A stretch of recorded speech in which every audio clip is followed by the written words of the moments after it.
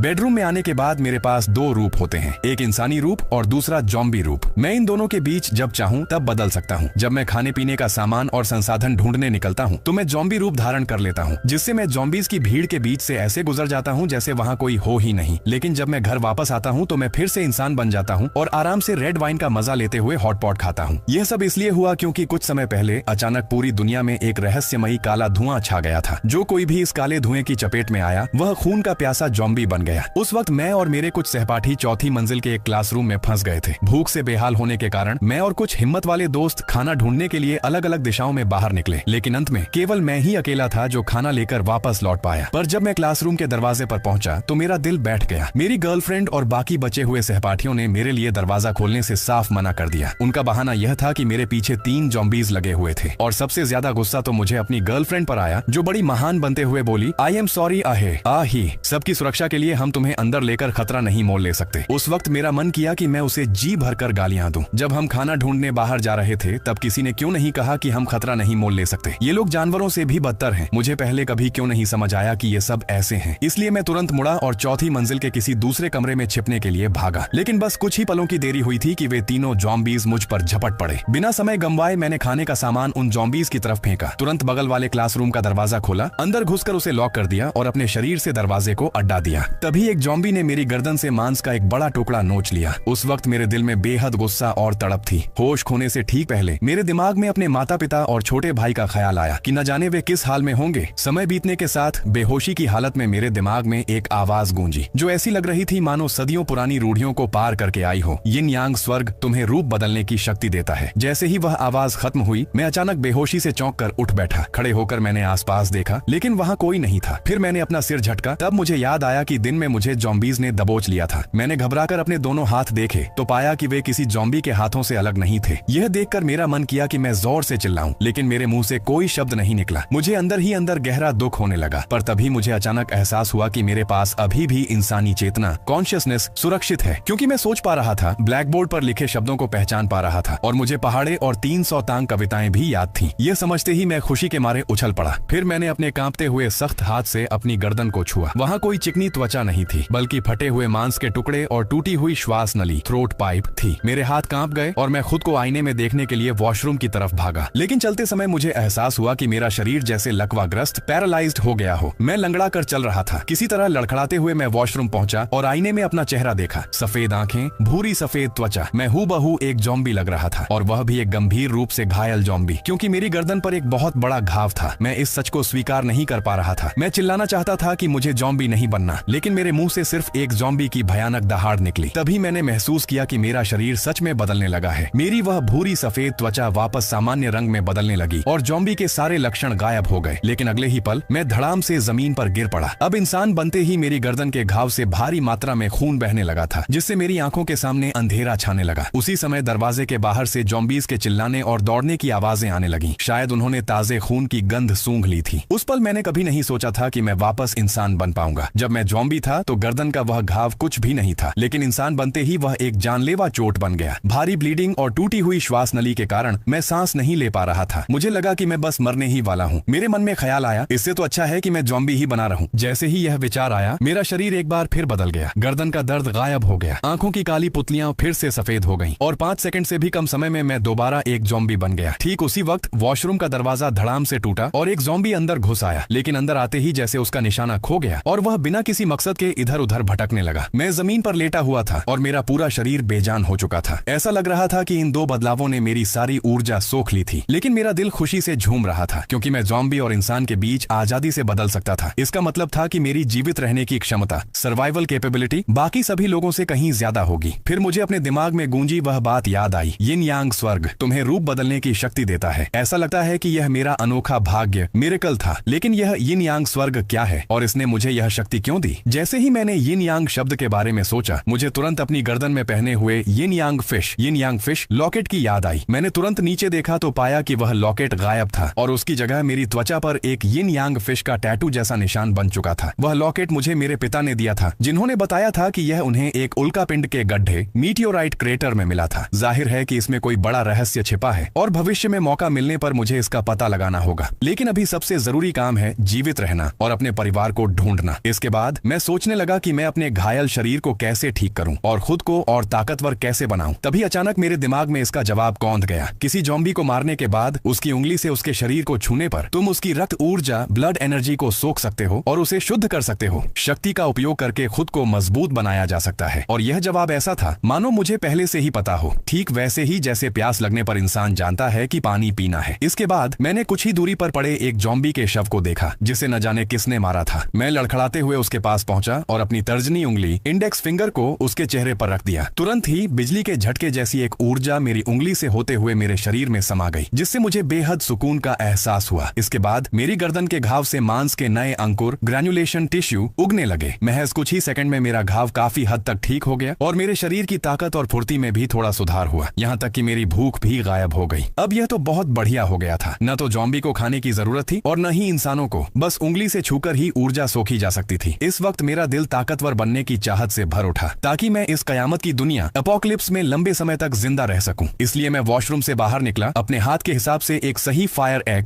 X आग बुझाने वाली कुल्हाड़ी ढूंढी और ज़ॉम्बीज का सफाया करने के लिए तैयार हो गया। लेकिन जब मैं उस क्लासरूम के पास से गुजरा जहां मेरी गर्लफ्रेंड थी तो मैं वहीं ठिठक गया, क्योंकि वहां का दरवाजा खुला हुआ था। मैंने अंदर जाकर देखा तो पाया कि वे सभी सहपाठी ज़ॉम्बी बन चुके थे। चांद की रोशनी में जमीन पर पड़े मांस के अवशेषों को देखकर ऐसा लग रहा था कि यह सब खाने के सामान को छीनने की वजह से हुआ था। फिर मैंने ज़ॉम्बीज की भीड़ में ढूंढा तो मुझे अपनी वह ज़ॉम्बी गर्लफ्रेंड भी मिल गई। मुझे अंदाजा नहीं था कि मुझे मौत के मुंह में धकेलने के बाद वह खुद भी जिंदा नहीं बच पाएगी। यह देखकर मेरे दिल की नफरत और बदला लेने की भावना पूरी तरह शांत हो गई। इसके बाद मैं एक मोटे ज़ॉम्बी के पास गया और अपनी उंगली से उसे छुआ, लेकिन कोई प्रतिक्रिया नहीं हुई। इसका मतलब था कि ऊर्जा सोखने के लिए ज़ॉम्बी का मरा होना जरूरी था। इसलिए मैं उस मोटे ज़ॉम्बी के पीछे गया, कुल्हाड़ी उठाई और उसके सिर के पिछले हिस्से पर जोर से वार किया। जैसे ही वह धड़ाम से जमीन पर गिरा, मैंने अपनी उंगली से दोबारा कोशिश की। एक बार फिर वही सुकून देने वाली ऊर्जा मेरे अंदर प्रवाहित हुई और मेरी गर्दन का घाव आंखों के सामने और तेजी से भरने लगा और देखते ही देखते वह पूरी तरह ठीक हो गया। इसके बाद मैंने क्लासरूम के बाकी सभी ज़ॉम्बीज को खत्म कर दिया और उनके शरीर की रक्त ऊर्जा और मूल ऊर्जा ब्लड एंड सोर्स एनर्जी को सोख लिया। फिर मैं कुल्हाड़ी लेकर पूरी मंजिल का चक्कर लगाने लगा। मैं ज़ॉम्बीज को मारता जाता और उनकी ऊर्जा सोखता जाता। मुझे बिल्कुल भी थकान महसूस नहीं हो रही थी। इस तरह मैंने बहुत जल्द चौथी मंजिल को पूरी तरह साफ कर दिया। मैंने कुल मिलाकर 248 ज़ॉम्बीज की ऊर्जा सोखी थी, जिससे मेरी ताकत और रफ्तार पहले से 2 गुना बढ़ चुकी थी। हालांकि ज़ॉम्बी रूप में रहने पर कोई खतरा नहीं था, लेकिन मुझे इसमें कुछ अजीब और असहज लग रहा था। इसलिए मैंने तुरंत फैसला किया कि पहले कहीं छिपकर इंसान के रूप में बदला जाए और थोड़ा आराम किया जाए। मैं पहली मंजिल पर बने सुपरमार्केट में गया। वहां मिली टेप की मदद से मैंने दरवाजे की सभी दरारों को पूरी तरह बंद कर दिया और कुछ रफ कॉपियों के पन्नों को फाड़कर सभी दरवाजों और खिड़कियों पर चिपका दिया। सब कुछ तैयार करने के बाद मैंने अपने दिमाग में एक विचार किया और पल भर में मेरा शरीर बदलने लगा। महज कुछ ही सेकंड में मैं एक भयानक ज़ॉम्बी से फिर से एक सामान्य इंसान बन गया। लेकिन इंसान बनते ही मुझे महसूस हुआ कि मेरी वह सारी ताकत गायब हो चुकी थी, मानो वह ज़ॉम्बी रूप मेरा कोई दूसरा शरीर था। हालांकि इंसान बनने के बाद भी मेरे पेट में भूख का कोई एहसास नहीं था। ऐसा लगता था कि इंसानी रूप और ज़ॉम्बी रूप की पोषण या ऊर्जा आपस में जुड़ी हुई थी। भले ही भूख नहीं थी, फिर भी पेट तो भरना ही था। इसलिए मैंने दूध की एक बोतल खोली और घट घट करके पी गया। फिर ब्रेड का एक टुकड़ा उठाया और उसके 2 निवाले खाए। शुक्र था कि मेरी स्वाद ग्रंथियां टेस्ट बड्स काम कर रही थीं और मैं खाने के मीठे और अच्छे स्वाद को महसूस कर पा रहा था। जब मैं जल्दी जल्दी खा रहा था तभी अचानक बाहर लाउडस्पीकर से एक अनाउंसमेंट गूंजी। सभी जीवित बचे हुए छात्र और शिक्षक तुरंत स्कूल के फ्लैग होस्टिंग ग्राउंड झंडा फहराने के मैदान की तरफ इकट्ठा हों। हम सिनबेई सिटी की अस्थायी बचाव टीम है। यह सुनकर मेरी भौहें सिकुड़ गईं। मुझे उम्मीद नहीं थी कि बचाव टीम इतनी जल्दी आ जाएगी। मैं तुरंत उठा, दरवाजे पर चिपके पन्नों का एक कोना हटाया और बाहर देखा। वहां लगभग 20 से ज्यादा लोग तरह तरह की बंदूकें लिए बेहद सावधानी से अंदर आ रहे थे। उनमें से एक आदमी लाउडस्पीकर पर लगातार बोल रहा था। देखते ही मैं समझ गया कि यह शहर की बची कुची हथियारबंद सेना थी जो मुख्य रूप से स्कूल के बच्चों को बचाने आई थी। ठीक उसी समय एक भूरे बालों वाली खूबसूरत लड़की पापा चिल्लाते हुए बचाव टीम की तरफ भागी। बचाव टीम के एक आदमी ने जैसे ही उसे देखा तुरंत आगे बढ़कर उसे गले से लगा लिया और उसकी आवाज कांप रही थी। भगवान का शुक्र है कि मेरी बेटी जिंदा है। मैंने उसे पहचान लिया। वह स्कूल की क्रश, स्कूल क्वीन लीन शैन थी और वह पढ़ाई में भी टॉपर थी। तभी एक टीचर कुछ और छात्रों को लेकर बिल्डिंग से बाहर भागा और उनके पीछे करीब दर्जन भर ज़ॉम्बीज लगे हुए थे। यह देखते ही बचाव टीम ने बिना देर किए गोलियां चला दी। कुछ ही देर में ताबड़तोड़ फायरिंग से वे सभी ज़ॉम्बीज मारे गए, लेकिन बंदूकों की आवाज ने दूर दराज के ज़ॉम्बीज को भी अपनी ओर आकर्षित कर लिया और वे चारों तरफ से घेरने लगे। यह स्थिति देखकर बचाव टीम के एक अधेड़ उम्र के आदमी ने तुरंत सेफ जोन, सुरक्षित क्षेत्र की तरफ लौटने का आदेश दिया। सेफ जोन का नाम सुनते ही मैं बेचैन हो उठा। क्या उन्होंने कोई बेस बना लिया था? क्या मेरे माता पिता और छोटा भाई भी वहां हो सकते थे? इसलिए मैंने दरवाजा खोला और बाहर की तरफ भागा ताकि मैं उनके साथ शामिल हो सकूं।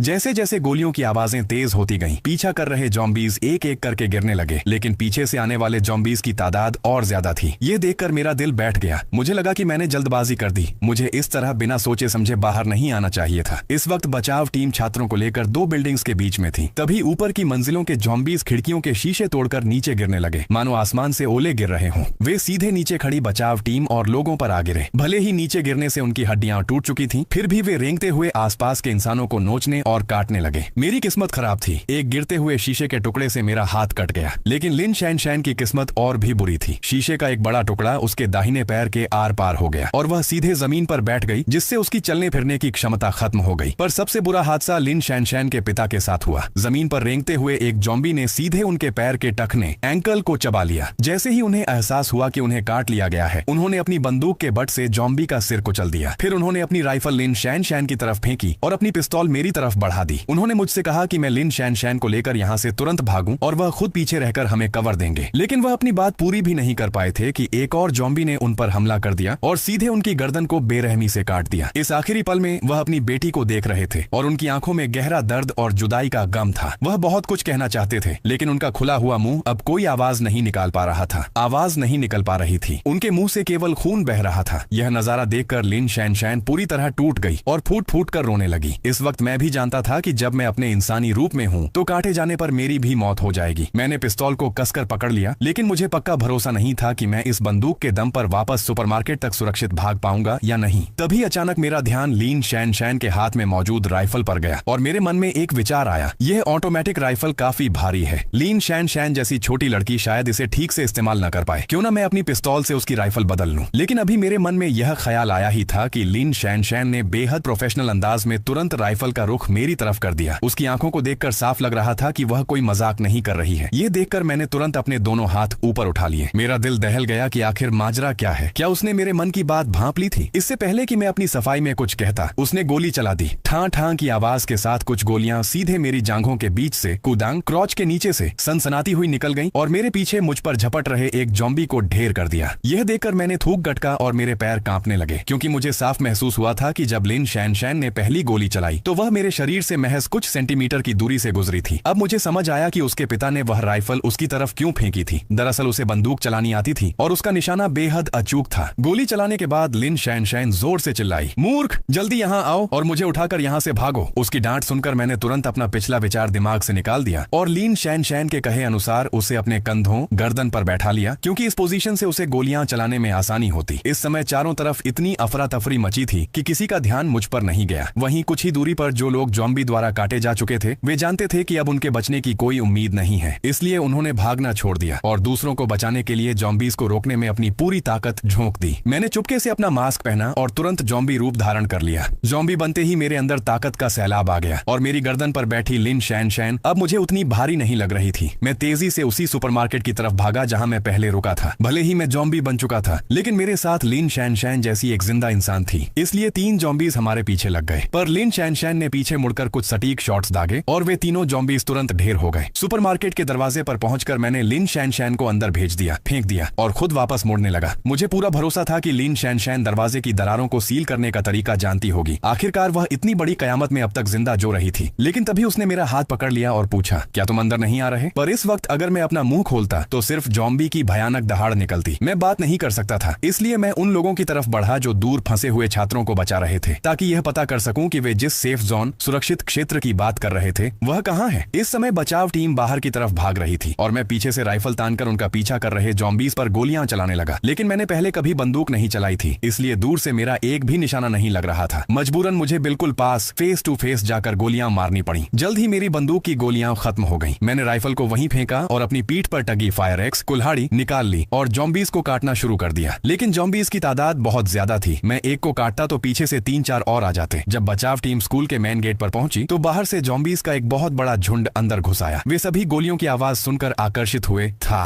अब बचाव टीम जॉम्बीज के बीच बुरी तरह घिर चुकी थी और उनके बचने की कोई उम्मीद नहीं बची थी। निराशा और ढहते हौसले के बीच किसी ने हैंड ग्रेनेड हाथ का बम का पिन खींच दिया। उस धमाके से कई जॉम्बीज चीथड़ों में उड़ गए, लेकिन उस धमाके के शोर ने और भी ज्यादा जॉम्बीज को स्कूल कैंपस की तरफ खींच लिया। मैंने भी अपने हाथ रोक लिए, क्योंकि जॉम्बीज इतने ज्यादा थे कि उन सबको अकेले मारना नामुमकिन था। मैं चुपके से वापस टीचिंग बिल्डिंग में छिप गया। मेरा अब सुपरमार्केट सुपरमार्केट जाने का कोई इरादा नहीं था। वहाँ खाना, पानी, दवाइयाँ और पट्टियाँ जैसी जरूरत की हर चीज मौजूद थी, इसलिए लिन शैनशैन आराम से वहाँ सुरक्षित रह सकती थी। बाहर हजारों मरे हुए ज़ॉम्बीज पड़े थे जिनकी ऊर्जा सोखने का मुझे अभी तक मौका नहीं मिला था, लेकिन दिन के उजाले में ऐसा करना ठीक नहीं था क्योंकि कोई दूसरा जीवित इंसान मुझे देख सकता था। इसलिए मैंने फैसला किया कि मैं रात को आकर उनकी ऊर्जा सोखूंगा। वैसे भी इसकी कोई जल्दी नहीं थी क्योंकि मेरे अलावा मरे हुए ज़ॉम्बीज में और किसकी दिलचस्पी होगी। मेरी इस अनूठी शक्ति का राज गुप्त रहना चाहिए था, यहाँ तक कि अपने माता पिता से भी इसे छिपाना सबसे बेहतर था। लेकिन माता पिता का ख्याल आते ही मेरे दिल में बेचैनी और घबराहट बढ़ गई। मैं स्कूल के पिछले दरवाजे बैक गेट की तरफ गया ताकि वहां से घर के लिए निकल सकूं। वहां मुझे स्कूल का चौकीदार गार्ड मिला जो अब ज़ॉम्बी बन चुका था और इधर उधर भटक रहा था। यह देखते ही मैंने अपनी कुल्हाड़ी से जोरदार वार किया, उसकी ऊर्जा सोखी और पिछले दरवाजे से बाहर निकलकर अपने घर की दिशा में पूरी ताकत से दौड़ लगा दी। जब मैं अपनी सोसाइटी कम्युनिटी के पास पहुंचने वाला था तो मैंने सोचा कि अगर घर पर कोई होगा तो इन 3 दिनों में घर का राशन और खाना लगभग खत्म हो चुका होगा। इसलिए मैं मुड़ा और सोसाइटी के गेट पर बने पेंगशिलाई सुपरमार्केट के अंदर चला गया। अंदर सब कुछ तहस नहस था। खाने पीने का सामान चारों तरफ बिखरा हुआ था। कैशियर और ग्राहक ज़ॉम्बी बन चुके थे और अंदर घूम रहे थे। बाकी बचे लोगों के लिए यह जगह किसी साक्षात मौत के कुएं जैसी थी जहां आने की कोई सोच भी नहीं सकता था। राशन ढूंढना तो दूर की बात थी, लेकिन मेरे लिए यह जगह ऐसी थी मानो वहां कोई खतरा ही ना हो। मैंने अपनी पीठ पर एक बड़ा शॉपिंग बैग या ट्रॉली लिया और शान से घूम घूम कर हर तरह का सामान इकट्ठा करने लगा। अगर कोई ज़ॉम्बी मेरा रास्ता रोकता तो मैं सीधे हाथ बढ़ाकर उसे एक तरफ धकेल देता। जल्द ही सारा सामान लेकर मैं सुपरमार्केट से बाहर आया और अपनी सोसाइटी में दाखिल हुआ। कुछ ही पलों में मैं अपनी बिल्डिंग के गेट पर पहुंच गया। इस वक्त मेरा दिल जोरों से धड़क रहा था और मन में घबराहट थी। मैं बस यही दुआ कर रहा था कि मेरा परिवार सलामत हो। जैसे ही मैंने बिल्डिंग का मुख्य दरवाजा खोला, मैं एक ज़ॉम्बी से टकराते टकराते बचा। ध्यान से देखा तो वह पहली मंजिल पर रहने वाले दादाजी, सेकंड एल्डर अंकल थे। मैंने बिना देर किए अपनी कुल्हाड़ी चलाई और उन्हें एक ही वार में 2 टुकड़ों में काट दिया। इस समय मेरी ताकत और रफ्तार 4 वयस्क पुरुषों, अडल्ट मैन के बराबर हो चुकी थी। उनकी ऊर्जा सोखने के बाद मैं सीढ़ियां चढ़ने लगा। लगभग हर मंजिल पर मुझे ज़ॉम्बीज मिले और मैंने उन सबको एक एक करके ठिकाने लगा दिया। जब मैं 6वीं मंजिल पर पहुंचा और अपने घर का मुख्य सुरक्षा दरवाजा एंटी थेफ्ट डोर देखा तो मेरे हाथ पैर कांपने लगे। सीढ़ियों पर इतने सारे ज़ॉम्बीज थे, न जाने मेरे घर वाले वापस लौट पाए थे या घर से निकल ही नहीं पाए थे। मैंने अपना मास्क हटाया और वापस इंसानी रूप में बदल गया। अपनी जेब से चाबी निकाली और दरवाजा खोलने की कोशिश की, लेकिन दरवाजा अंदर से लॉक था, कुंडी लगी हुई थी। यह देखकर मेरे दिल की धड़कनें और तेज हो गईं। मैंने धीरे से दरवाजे पर 2 बार दस्तक दी, खटखटाया, लेकिन अंदर से कोई हलचल नहीं हुई। अगर अंदर कोई ज़ॉम्बी होता तो इस आवाज को सुनकर वह पागलपन में दरवाजे पर झपट पड़ता। अंदर से कोई प्रतिक्रिया न आने का मतलब था कि कम से कम घर के अंदर कोई ज़ॉम्बी नहीं था। मैंने घबराती हुई आवाज में दरवाजे की तरफ चिल्लाकर कहा, पापा, मम्मी, शाओफे, मैं वापस आ गया हूँ। मेरे आवाज लगाने के कुछ ही पलों बाद दरवाजा क्लिक की आवाज के साथ खुला और एक लड़का तुरंत बाहर की तरफ लपका। ये मेरा छोटा भाई लिन फेई था। हालांकि वह मुझसे 2 साल छोटा था, लेकिन स्पोर्ट्स स्टूडेंट होने की वजह से वह न केवल कद में मुझसे आधा सिर ऊंचा था, बल्कि शरीर से भी मुझसे काफी ज्यादा मजबूत और तगड़ा था। ठीक उसी समय मेरे माता पिता लिन डालेई और वांग फांग भी बेहद व्याकुलता के साथ बाहर निकल आए। उन्होंने बड़े प्यार और चिंता से मुझसे पूछा कि मैं इन पिछले कुछ दिनों से कहां था और यहां तक वापस कैसे आया। मैंने तुरंत वह मनगढ़ंत कहानी सुना दी जो मैंने रास्ते में सोच रखी थी। मैंने उन्हें बताया कि मैं स्कूल के सुपरमार्केट में फंस गया था और रास्ते में ज़ॉम्बीज से बचते छिपाते किसी तरह सावधानी से घर पहुंच पाया हूं। इसके बाद मुझे भाई लिन फेई से पता चला कि वे लोग पिछले 2 दिनों से भूखे थे। अपने माता पिता के कुछ कमजोर और कम हुए चेहरों को देखकर मैंने तुरंत उनसे कहा कि वे पहले कुछ खा लें, बाकी बातें बाद में होंगी। जब पूरे परिवार ने स्नैक्स से भरा वह बड़ा बैग देखा तो सबके मुंह में पानी आ गया। लिन फेई ने तो तुरंत दूध की एक बोतल उठाई और घट-घट करके पूरी बोतल खाली कर दी। बैग में स्नैक्स के अलावा कुछ चावल, ताजी सब्जियां और